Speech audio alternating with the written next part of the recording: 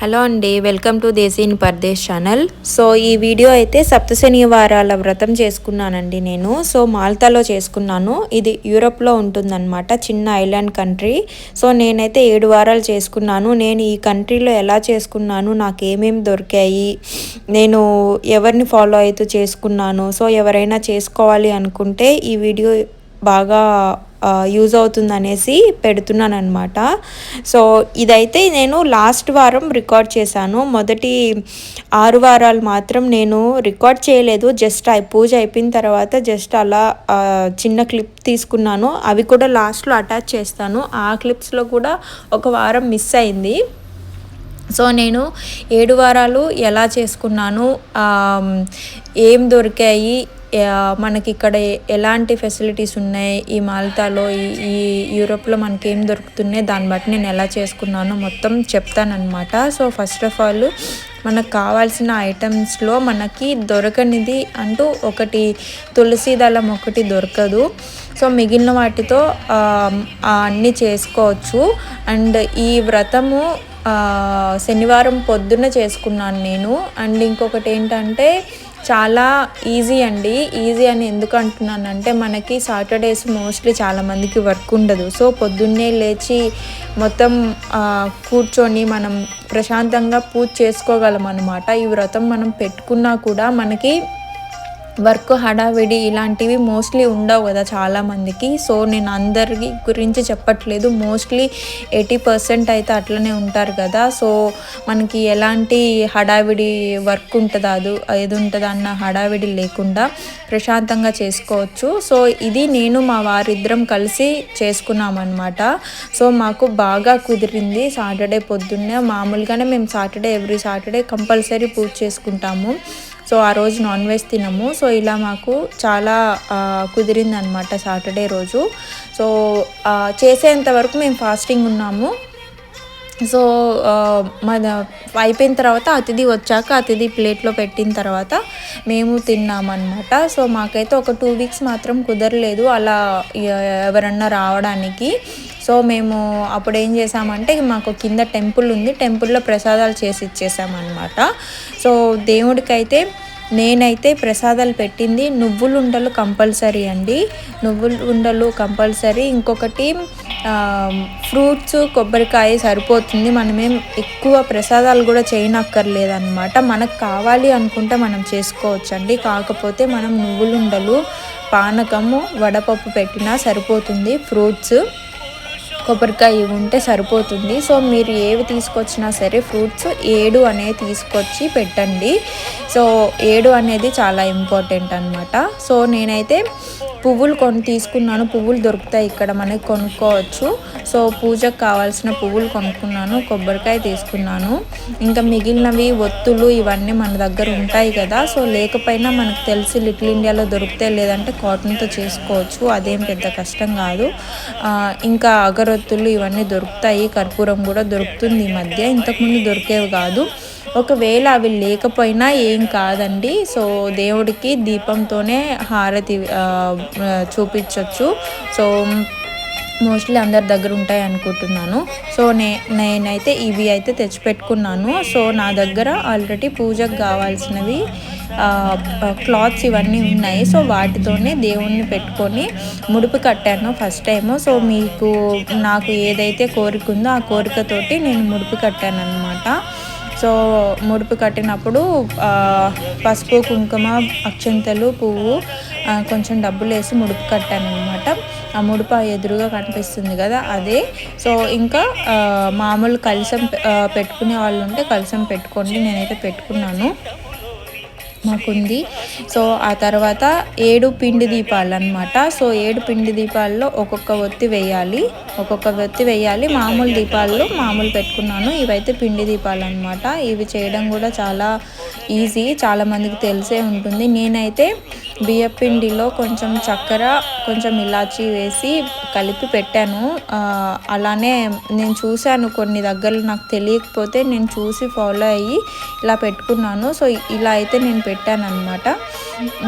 ఇంకా 7 దీపాలలో నేను నూనె కోసం నువ్వుల నూనె వాడాను. నువ్వుల నూనె వాడమన్నారు, నువ్వుల నూనె వాడాను. లేదు అంటే గీ అన్న వాడుకోవచ్చు. గీ వాడితే మాత్రం మీరు అవి లాస్ట్లో మనకి కొండెక్కిన తర్వాత అవి తినాలి అంట.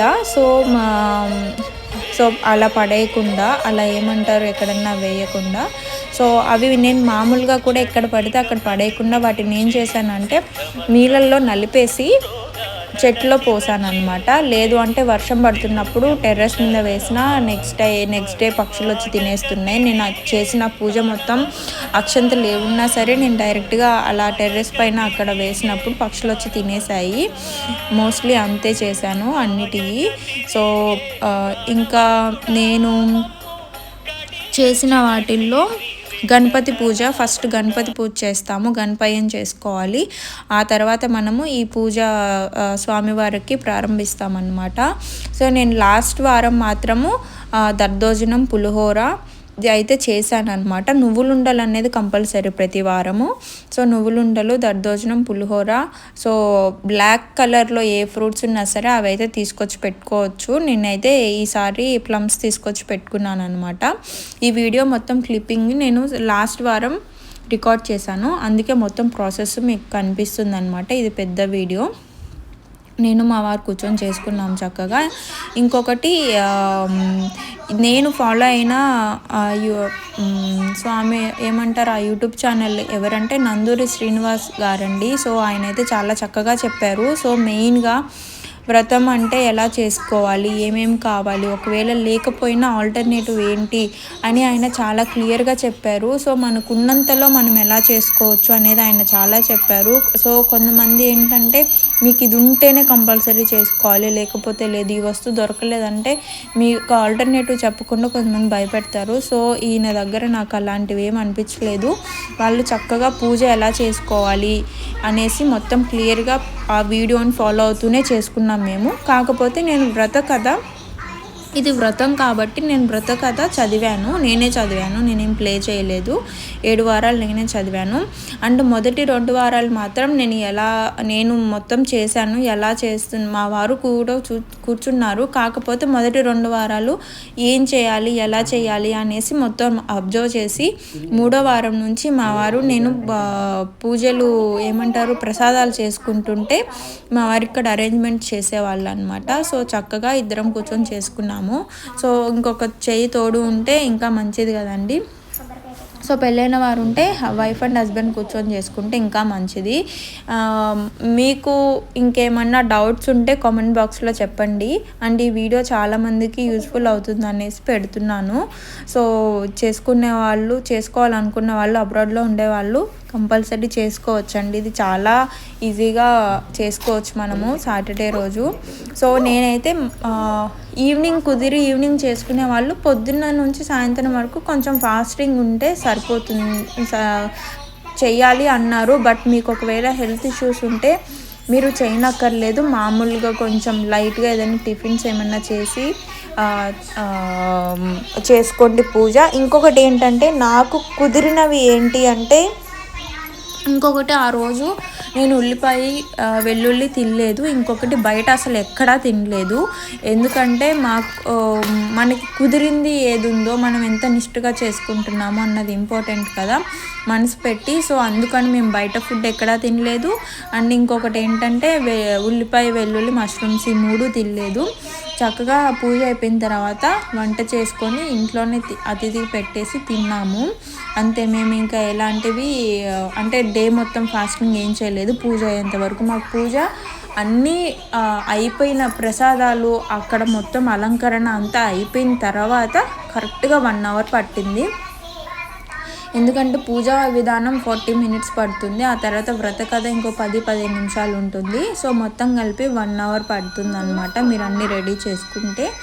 సో చాలా చక్కగా చేసుకోవచ్చు, ఇంటికి కూడా మంచిది. సో ఇంకొక విషయం ఏంటంటే పీరియడ్స్ వచ్చినప్పుడు ఎలా అంటే ఆ వారం స్కిప్ చేసుకొని మళ్ళీ కంటిన్యూ చేసుకోవచ్చండి, అదేం ప్రాబ్లం ఉండదు. సో ఇంకా ఏమైనా డౌట్స్ ఉంటే కామెంట్ బాక్స్లో చెప్పండి. Thank you for watching. ఈ వీడియో చాలా యూజ్ అవుతుంది అనుకుంటున్నాను. తప్పకుండా చూడండి, ఇంకా సబ్స్క్రైబ్ కూడా చేసుకోండి. బాయ్.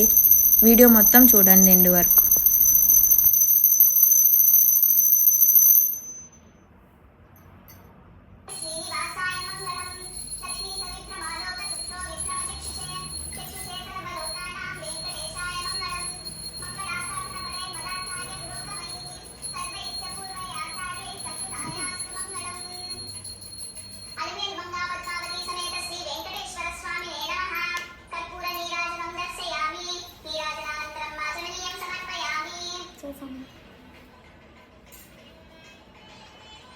ఇప్పుడు మంత్ర పుష్పానికి కొన్ని పుష్పాలు అక్షింతలు చేతిలో తీసుకోండి. ఈ శ్లోకం అయ్యాక స్వామి నానా సుగంధ పుష్పాని యదా కాలో భవాని చ శ్రీ శ్రీనివాస గోవింద, శ్రీ వెంకటేశ గోవింద, భక్తవత్సల గోవింద, భాగవత ప్రియ గోవింద, గోవింద హరి గోవింద, వెంకటరమణ గోవింద, గోవింద హరి గోవింద, వెంకటరమణ గోవింద.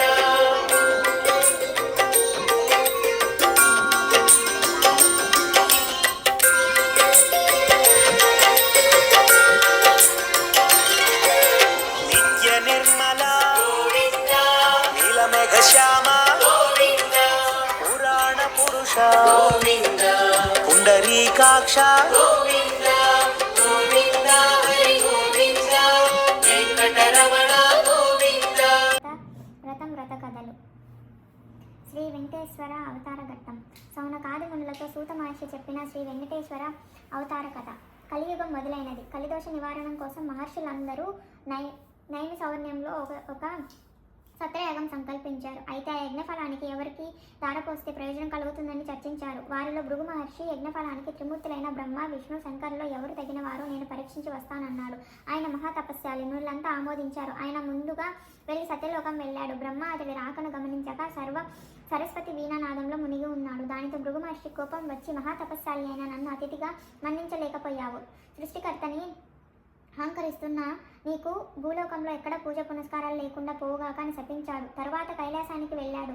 అక్కడ పరమేశ్వరుడు పార్వతితో ఆనంద నాట్యం చేస్తూ భృగు రాకను గమనించలేదు. దానితో భృగు మహర్షి కోపంతో, శంకర, నీవు నాట్య విశాలాలతో మునిగి మహాతపస్సాలిని అతిథిని అయిన నన్ను నిర్లక్ష్యం చేసావు కనుక భూలోకంలో నీకు లింగ రూపంలోనే కానీ నిజ రూపంలో ఆరాధన జరగకుండుగాక అని శపించాడు. ఆ తర్వాత వైకుంఠానికి వెళ్ళాడు.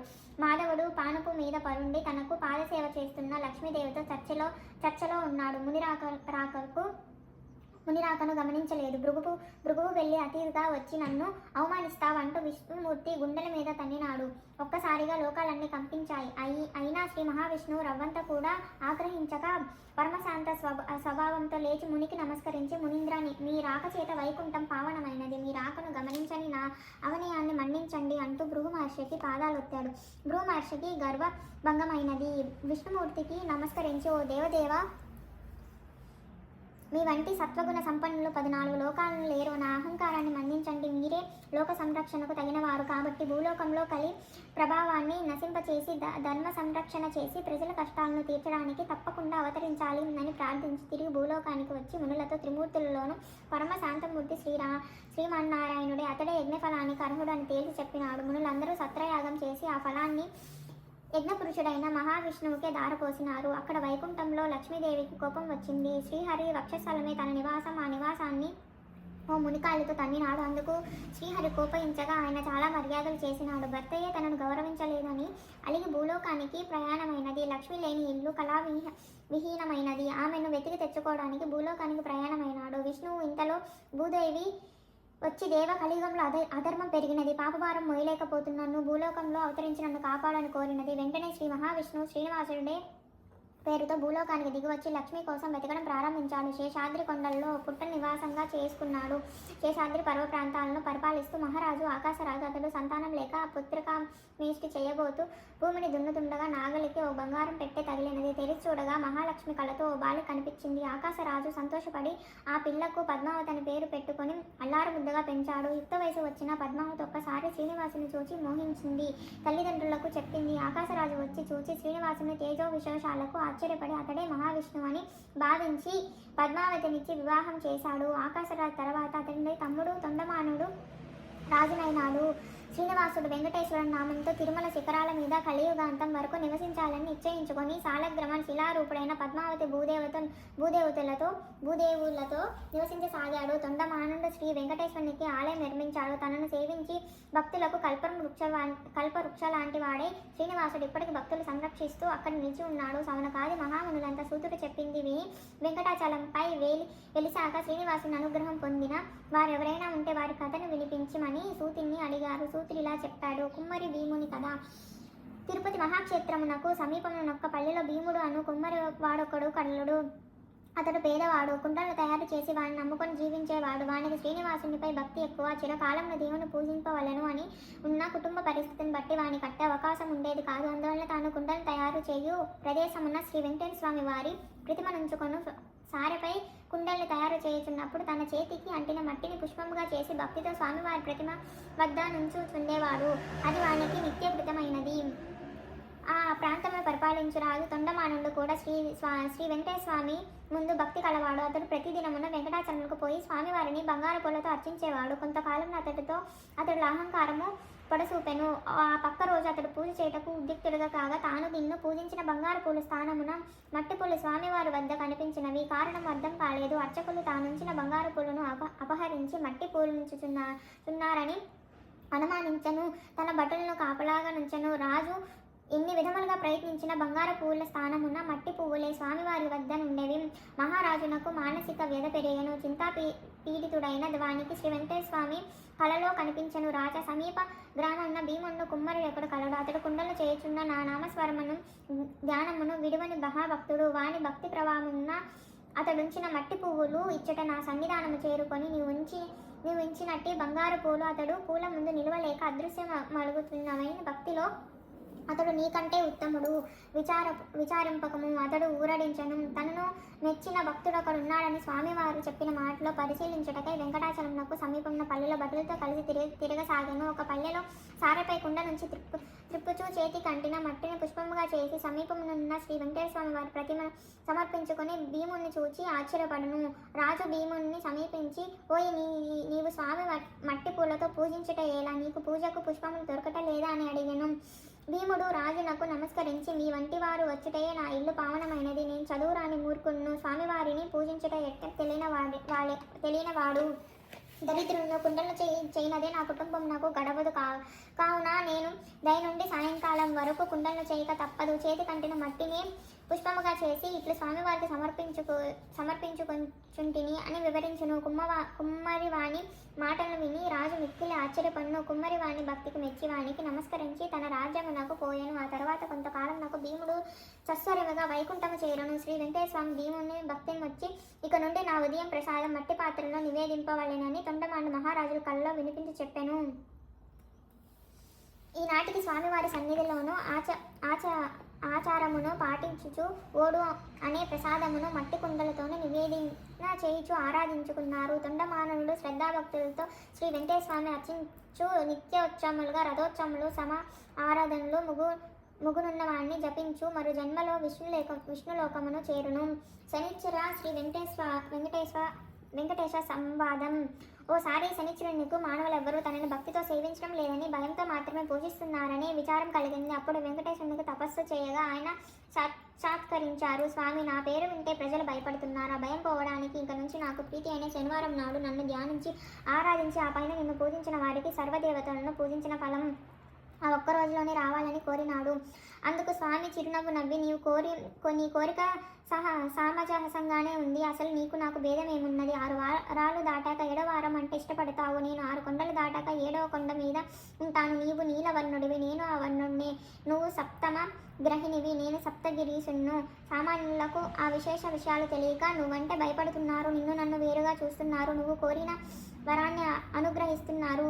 ఏ భక్తులు 7 శనివారాల పాటు నిన్ను పూజించి ఆ తర్వాత నన్ను పూజిస్తూ సప్త శనివార మహావ్రతంగా ఆచరిస్తారో వారు సమస్త శని దోషాల నుంచి వారు విముక్తులై సౌఖ్యాన్ని పొందుతారు. ఆరోగ్యచర్యాది సకల శ్రేయస్సులను పొందుతారు. కాకపోతే చెప్పచ్చుగా, ఇందులో సంశయమేమీ లేదు అని వరం ఇచ్చారు. సౌనకాది మహామునులంతా సూతుడు చెప్పింది విని అలా ఆనందించి ఆ సప్త శనివార వ్రతం ఆచరించి శ్రీనివాసుని అనుగ్రహం పొందిన వారెవరైనా ఉంటే వారి కథను వినిపించమని అడిగారు. సూతుడు చెప్పడం ఆరంభించాడు.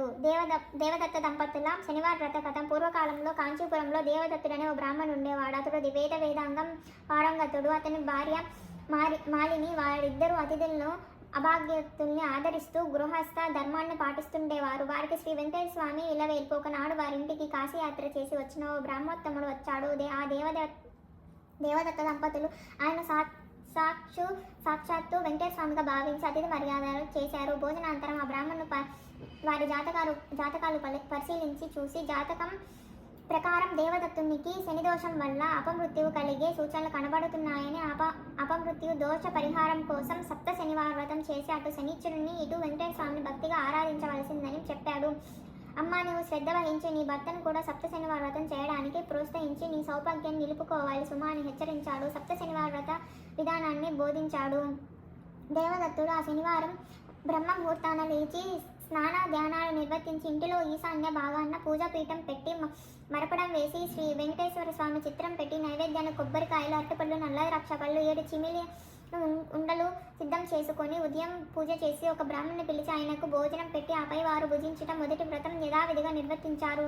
ఆ విధంగా వరుసగా వారు 7 శనివారాల పాటు వ్రతాన్ని భక్తి శ్రద్ధలతో కొనసాగించారు.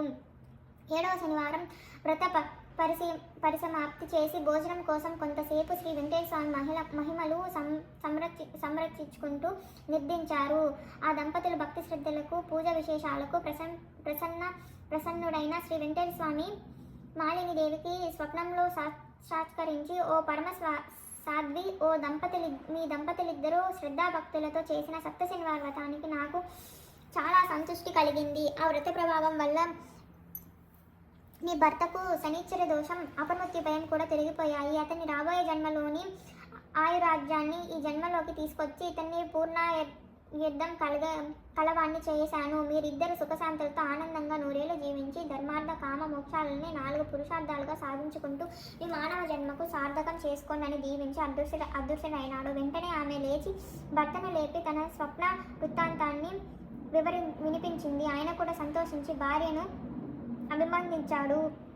ఆ శుభముహూర్తాన ఆ దంపతులిద్దరూ శ్రీ వెంకటేశ్వర స్వామి దర్శనార్థమై తిరుపతి కొండకు వెళ్ళి మొక్కలు తీర్చుకొని ఆ స్వామిని మనసారా స్తుతించి ప్రసాదం స్వీకరించి తిరిగి వచ్చారు. ఇంటికి వచ్చాక బ్రాహ్మణులకు పిలిచి అన్న సంతర్పణ చేసి బ్రాహ్మణ ఆశీర్వాదాలు పొందారు. జీవితాంతం వరకు యథాశక్తిగా శ్రీ వెంకటేశ్వర స్వామి సేవ చేస్తూ చివరికి ఆ స్వామి సాన్నిధ్యాన్ని పొందారు. కలవు శ్రీ వెంకట నాయక అని పెద్దల సూక్తి. కలియుగంలో శ్రీ వెంకటేశ్వర స్వామిని మించిన ఆరాధ్య దైవం లేడు. ఆ సప్త శనివార వ్రతంలో ఆయన ఆరాధించిన వారికి శనిదోషాలు తొలగి శ్రీ స్వామి అనుగ్రహం లభిస్తుందని సూతుడు సౌనకాది మహామునులకు వినిపించాడు. శ్రీ స్వామి వారికి మిక్కిలి ఇష్టమైనయో శనివార వ్రతం చేసిన వారికి ఉన్న కష్టములు తీరును, గ్రహ బాధలు పోవును, సంపద భోగములు కలుగును, వారి కుటుంబమునకు సర్వ శుభములు కలుగును. శనివార వ్రతము నాటించిన వారికి అసాధ్యమే లేదు. ఈ కలియుగమున శనివార వ్రతం మానవులకు కల్పవృక్షం వంటిది. శనివార వ్రతం చేసి స్వామి వారికి అర్చించి స్తుతించి ఈ కథను చదువుకున్నవారు ధన్యులు. కావున మనమందరము యథాశక్తిగా శనివార వ్రతము ఆచరించి శ్రీ వెంకటేశ్వర స్వామి వారి అనుగ్రహమును పొందుము గాక. లోకా సమస్త సుఖినో భవంతు. సమస్త సన్మంగళాభి. శ్రీ శ్రీనివాస గోవింద, శ్రీ వెంకటేశ గోవింద, భక్తవత్సల గోవింద, భాగవత ప్రియ గోవింద, గోవింద హరి గోవింద, వెంకటరమణ గోవింద, గోవింద హరి గోవింద, వెంకటరమణ గోవింద.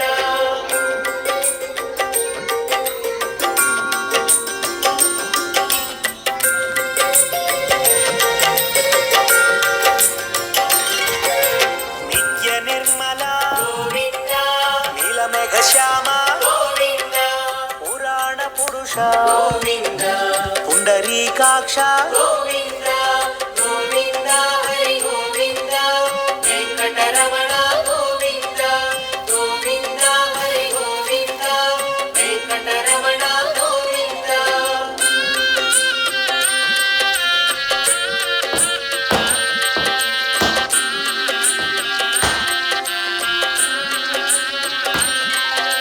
నందనందన గోవింద నవనిత చోర గోవింద పశుపాలక శ్రీ గోవింద పాప విమోచన గోవింద గోవింద హరి గోవింద వెంకటరమణ గోవింద గోవింద హరి గోవింద వెంకటరమణ గోవింద.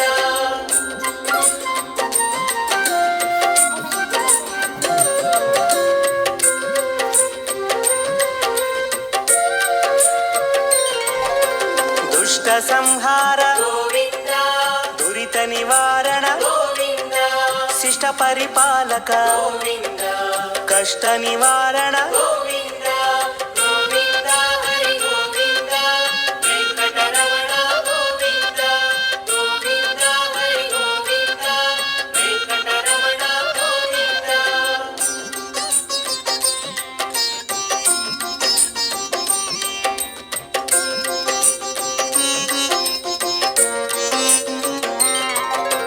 వజ్రమకుటధర గోవింద వరాహమూర్తి గోవింద గోపీ జనలోల గోవింద గోవర్ధనోద్ధార గోవింద గోవింద వరాహ నరసింహ గోవింద వామన భృగురామ గోవింద గోవింద హరి గోవింద వెంకటరమణ గోవింద గోవింద హరి గోవింద వెంకటరమణ గోవింద.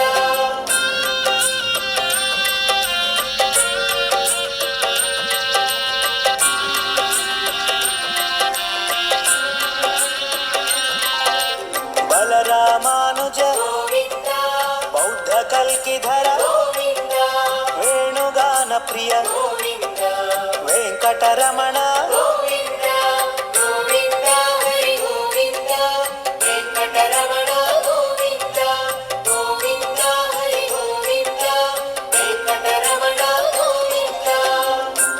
శనివారం నాడు తెల్లవారక ముందు తలంటు పోసుకుని నల్ల చీర నల్ల రవిక ధరించి శంకు చక్రములతో కూడిన 7 కొండల స్వామి తిరునామమునకు మట్టి ప్రమిదలో 7 రంగులతో కూడిన వత్తిని వెలిగించి శశాస్త్రీయంగా స్వామిని పూజించి కమ్మని నువ్వుల చిమ్మిలి నైవేద్యం పెట్టి నీరాజనముతో వ్రతమును పూర్తి చేయాలి. తిరిగి సాయంత్రం వరకు ఉపవాసం ఉండి స్నానము చేసి పసుపు చీర పసుపు రవిక ధరించి వ్రత విధానము సాగించి స్వామికి ఇష్టమైన చక్కెర లడ్డూలను నివేదనము చేసి నీరాజనమునిడి ఒక అతిథిని ఆహ్వానించి భోజనాదులతో సత్కరించి అతిథి భుజించి విడిచిన ఒక మెతుకును అమృతమస్తు అని ఆరగించాలి. అప్పటికి ఆనాటి శనివార వ్రతం పూర్తవుతుంది.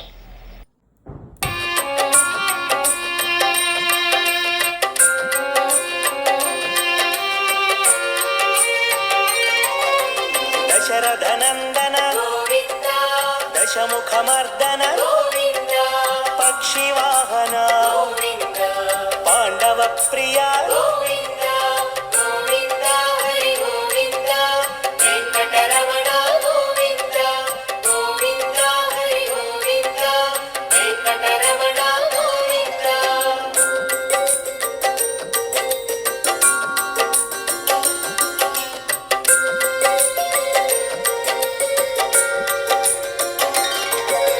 మత్స్యకూరు